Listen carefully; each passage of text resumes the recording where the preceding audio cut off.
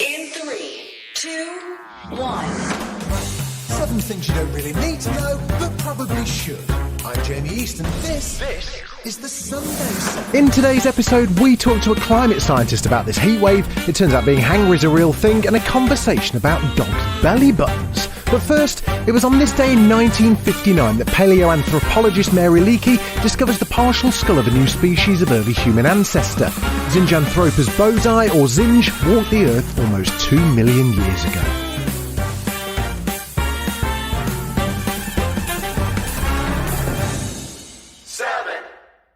Cinq, quatre, trois, deux, unité, top. And liftoff. Allumage EAP, décollage. Decollage, liftoff from a tropical rainforest to the edge of time itself. James Webb begins a voyage back to the birth of the universe. This week, NASA released the first full-colour images from the James Webb Space Telescope. Peering deep into the recesses of the universe, these dazzling images of stars and galaxies showed the deepest, most detailed view of the universe to date. We're looking back more than 13 billion years. The new images revealed a breathtaking view of a stellar nursery, a roaring sphere of gas around a dying star, and a cosmic dance between a group of galaxies. The James Webb Space Telescope, the successor to the famous Hubble telescope, was launched in late 2021 with the aim of taking pictures of the very first stars in the universe and finding habitable planets beyond our solar system. On Tuesday, in a public briefing with the President and Vice President, NASA Administrator Bill Nelson presented the telescope's first image. President, if you held a grain of sand on the tip of your finger at arm's length, that is the part of the universe that you're seeing, just one little speck of the universe.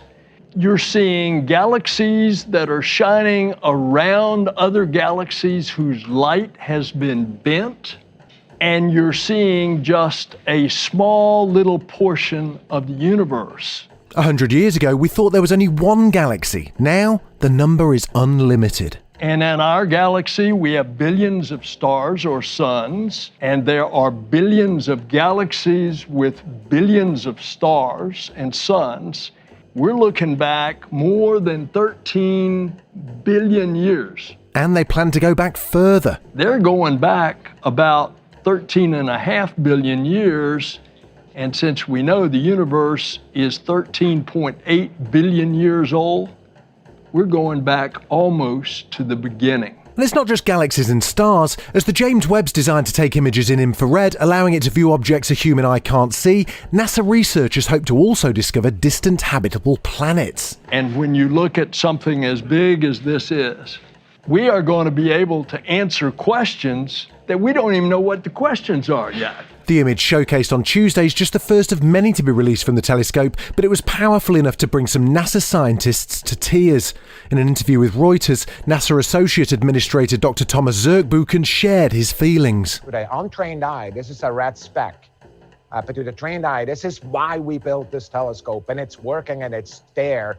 And it's not only there, it's already delivering results. To me, that is just an incredible achievement and, a one that will surely make history.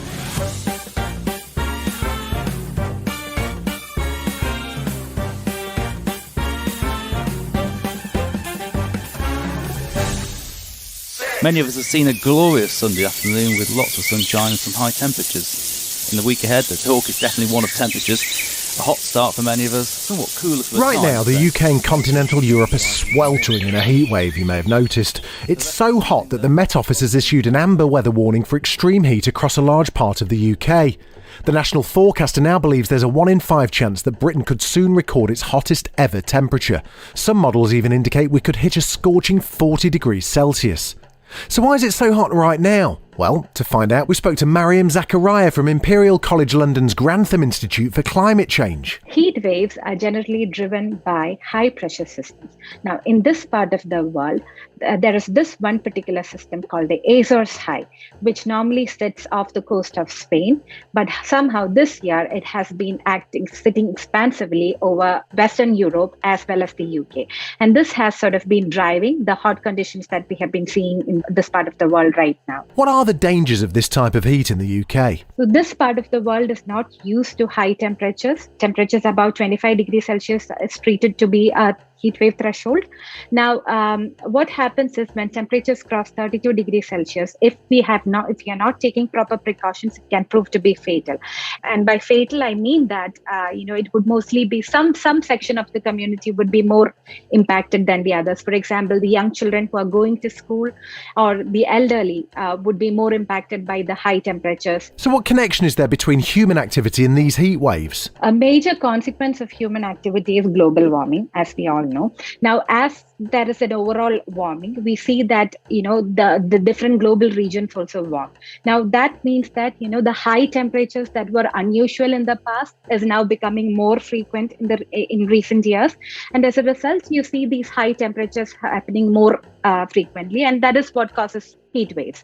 So we can say that due to increased human activity, heat waves are going to become more common and more frequent. And, unless we do something about it, it will continue to get worse. It doesn't feel like it, but is the UK at all prepared for it? So adaptation is something that every country in the world will have to do, especially in the face of future extreme events or heat waves in this context. Most of our infrastructure, if we look at it, it is not equipped for withstanding temperatures above, let's say, 20 degrees Celsius, 20 plus or minus 5 degrees Celsius. Now, that means that this infrastructure needs retrofitting. Basically, we have to find ways to keep our houses cooler during the summer and warmer during the winter. And I remember recently reading somewhere that, in this time, the hospitals are struggling with storing medicines correctly, especially when the temperatures are playing, quite high as we are seeing this time. So these are some of the things. And in that context, yes, there is a lot more things that we have to do to be better prepared in the face of future events. As temperatures are set to reach the high 30s in some parts of the UK, how should we start adapting to live comfortably with these heat waves? It is important that we stay hydrated, try and stay indoors whenever possible.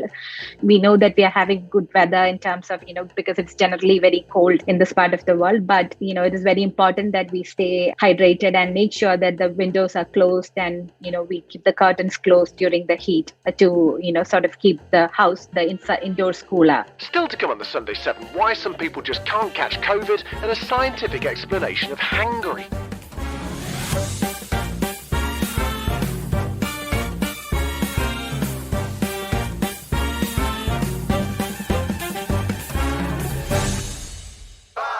Masks and social distancing may already be a thing of the past, weirdly, but don't think COVID's over just yet. Infections have been steadily on the rise, and in the past week, COVID deaths passed the grim 200,000 milestone. Whilst you may hear murmurings of friends catching COVID this summer, there are still those who've somehow managed to elude the virus. Why is it that some people never tested positive despite being exposed? Scientists in Canada and around the world are trying to solve this exact mystery. In a McGill University research lab, they're trying to figure out whether genetic factors play a role in making some people immune or resistant to the coronavirus, and they've already got some clues. Dr. Donald Vine is an infectious disease specialist and medical microbiologist at McGill University in Montreal, Canada. Speaking to CBC News back in June, he explained how they're using frozen vials of cells to uncover the potentially genetic cause for the COVID infection's mystery. So what happens is that each one of these vials is cells from a patient. We have patients who have severe disease, patients who have mild disease, but in this case, we also have patients who are resistant.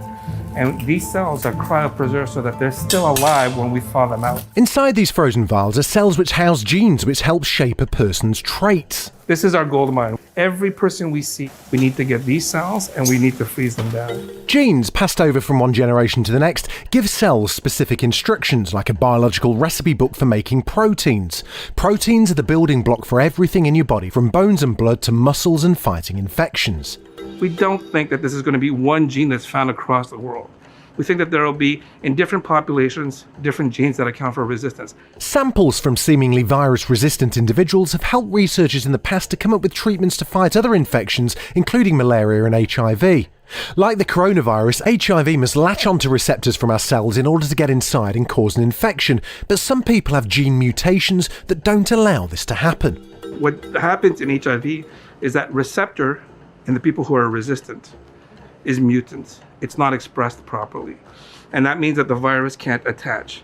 So that means that you can then give a medication like that molecule that's missing, and prevent the HIV virus from attaching onto cells. It's early days still, but scientists hope they're getting close to finding a similar mechanism for COVID-19. So there are some potential clues in that, when we talk about the virus attaching to the cells and we talk about some receptors, it looks like maybe some of those internal proteins may be part of the solution. Again, it's a little too early to know. These are the needles in the haystack that tell us something. There's a biological lesson to be learned on that person, but we gotta find out what that lesson is. And the determined McGill researchers are hoping to get results from their study as early as this autumn.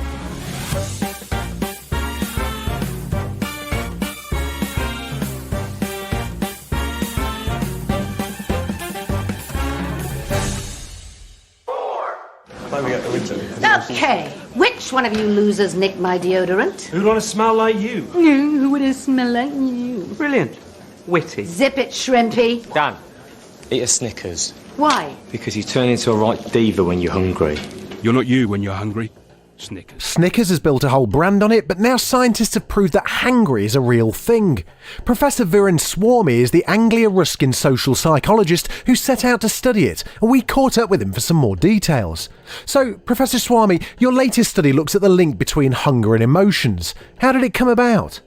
So, people are always saying to me, Viren, you're always hangry all the time. And as a psychologist, I'm kind of interested in this idea that people can be hangry. I wanted to know whether it was real or not. And that was really the kind of genesis of the study. Can you walk me through how you managed to carry out the study? Over a period of 21 days, participants were sent a message on a smartphone app at 5 random time points asking them to complete a survey. And that survey asked them to report how hungry they were, how angry they were, how irritable they were, and also how much pleasure they were feeling at that particular time point. And what did it ultimately reveal? What we were able to show was that at any given time point, the greater the level of hunger, the more likely it is participants would report that they were also angry, irritable, and also had lower levels of pleasure. So being hangry is scientifically a real phenomena. Have you got any ideas as to why hunger can take over our emotions like this? When we're feeling hungry, we interpret information in the environment around us in a much more emotionally negative way. I'll give you a very simple example. Let's say I'm feeling very hungry right now, and you're asking me all these questions. If I'm feeling hungry, I'm more likely to interpret you asking me questions in a negative way, and that's more likely to make me irritable and angry. If I was feeling full, I'm less likely to interpret that same information in a negative way. Hunger can affect all kinds of things in not just our emotions, but also our understanding of the world around us. For example, in many non-human species, what we find is that hunger can cause aggression, mainly because those animals are trying to seek food, and so they're more likely to become aggressive towards other members of their own species.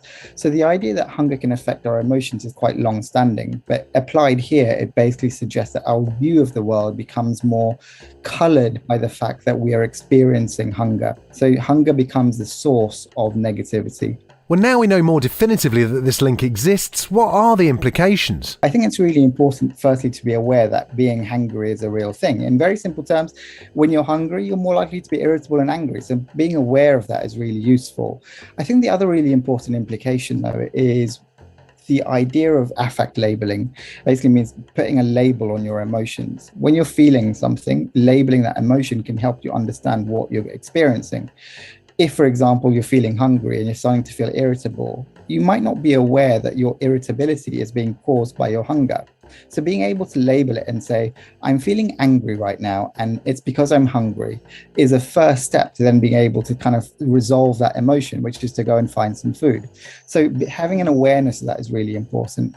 Your study looked at adults, but what does this mean for the learning and development of hungry kids at school? If a child goes to school hungry, it will likely affect how they interact with other children at school. It may also affect how they interact with caregivers, with their teachers, but it also may affect their ability to learn effectively. But it's not just children, adults too. I mean, if an adult is consistently hungry, we might expect that they might have more difficult relationships with others because they're frequently angry, or they might have difficult relationships with peers because they're frequently feeling irritable. It may also affect things like their productivity, their ability to learn, their ability to be creative, all kinds of different things. How should we use this information for how we live our lives and operate during the day? Well, I'd have two suggestions. One is one of the things I already mentioned, which is to be able to label the emotions that people are experiencing.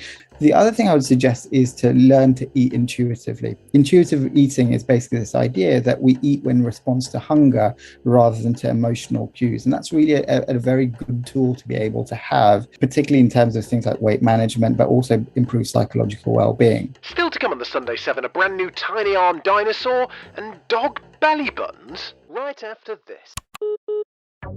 You're listening to the Sunday 7. Follow us for your weekday news espresso, or even try our Island edition. It's in all the usual places.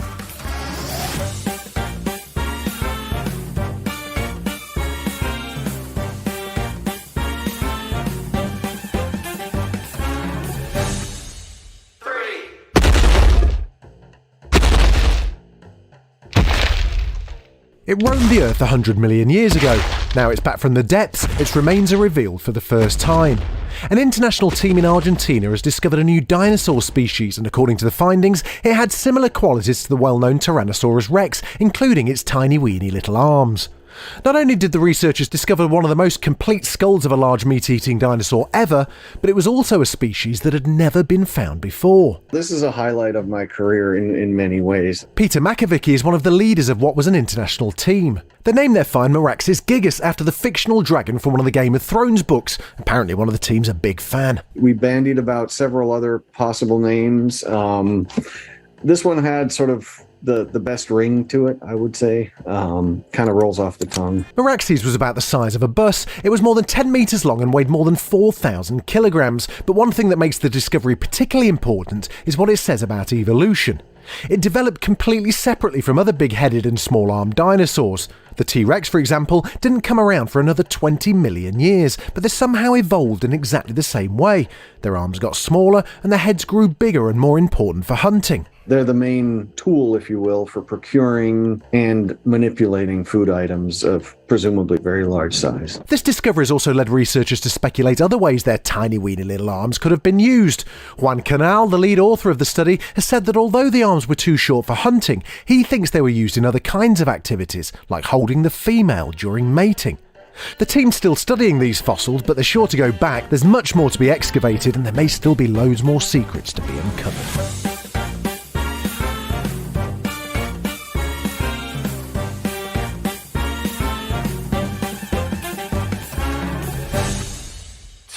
A personalised cancer vaccine made from individual patients' own DNA is producing impressive early results. The groundbreaking jab, created using technology perfected in the COVID pandemic, is being given to patients after they complete conventional treatment for head and neck cancers. To make the vaccine, cancer cells are first removed from an individual patient. DNA mutations unique to the tumour are first identified and then cut and pasted into a harmless virus. When the virus is injected into the body, it trains the immune system to target cancer cells, hopefully destroying them before they even form a lump. Here's Professor Christian Ottensmeer, Clinical Research Director, speaking to Sky News. If we can train the immune system to pick those cancer cells that would otherwise lead to a relapse at a time when we can't even see them, then the chances of long-term survival for our patients is much higher. I'm quite excited about this, but I think all the data are pointing in the right direction. Early results show that all 8 patients that received the vaccine have remained well after several months, but 2 of another 8 who weren't given the jab have relapsed. The vaccine's experimental, but the technology it relies on proved itself during the pandemic. AstraZeneca's COVID jab was made in a really similar way, and Moderna's mRNA techniques being used elsewhere with hopeful results against pancreatic cancer. Scientists in Oxford developed the AstraZeneca jab and are now working on a vaccine to treat prostate cancer, applying what they learned in COVID. Here's researcher Professor Adrian Hill, director of the Oxford team at the Jenner Institute. The pandemic has helped and accelerated the development of a whole range of new vaccines. We learned about their safety in billions of people, whereas previously it had been in thousands. That's very helpful safety data to have. And it means that there will be a lot more investment now in fields like cancer, where we desperately need better therapies.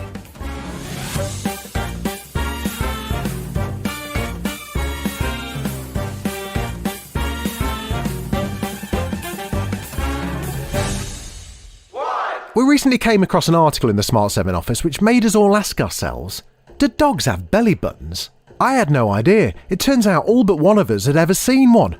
I've got 3 dogs. Those aren't terribly reliable odds, so we reached out to an expert who could set the record straight. It's been a quiet week. I'm Rachel Bean. I'm a qualified veterinary nurse with the Royal College of Veterinary Surgeons. Hi Rachel, can you set the record straight for us? Do dogs have belly buttons? Dogs do have belly buttons. When they're born, they have umbilical connection in the uterine horns. So yes, they have belly buttons. It's right in the middle of their tummies, right in the midline between the nipples. And it's very smooth. It's not sticky out or inny like ours. And you'll just see a little circle, just a very smooth, light-coloured circle with a little raised bit in the middle, and that's their belly button. I'll be honest, sometimes we all get a little fluff gathering in ours that we've got to dig out with a Q-tip or even a little pinky. Do we need to be looking after our pooches ones in the same way? Not with dogs, no, because it's very smooth. It doesn't have like that little fluff pocket that gathers all the dirt and the fluff. They can have problems with them, though. The main one is called an umbilical hernia. So sometimes when they're born, the mum can be either a little bit too rough with them when she's biting the umbilical cord off, and that could cause an area that lifts away from the stomach wall and causes an umbilical hernia. Or they can be born with an umbilical hernia, which basically means the stomach wall, the stomach muscles that are to join together through development as a fetus have not completed. So you're left with a hole just underneath the belly button, and fat pokes through. And in worst cases, internal organs can poke through. So it has to be repaired if it's a severe one. These hernias are easily recognised as a bump or swelling on the lower underbelly of your dog. If you suspect your dog's got one, it's always worth contacting your vet. Now, do whales have nipples? Guys, this has been the Sunday 7. Wherever you're listening, do us a favour and hit the follow button. We'll be back tomorrow at 7 a.m. with the regular Smart 7. Have a great rest of your weekend.